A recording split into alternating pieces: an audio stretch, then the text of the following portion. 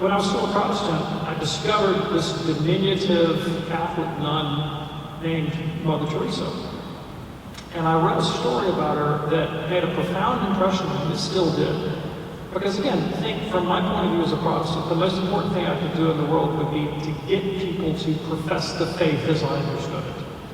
And we would, believe it or not, we would actually have a kind of glee at other people's suffering, kind of Schadenfreude, if we thought it could, quote unquote, lead them to conversion. A genuine happiness in like another person's trials, thinking, oh, maybe this is what God will use to bring them around to see the right point of view. And getting them to seal the deal, like that was the important thing.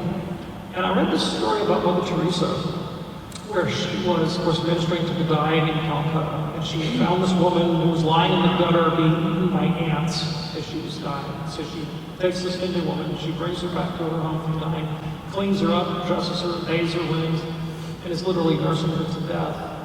And, you know, as an evangelical, I was like, okay, now you got her where you want her. This is the time to lay the four spiritual laws on her. This is when you try to coerce her into making an act of faith and inviting Jesus into her life.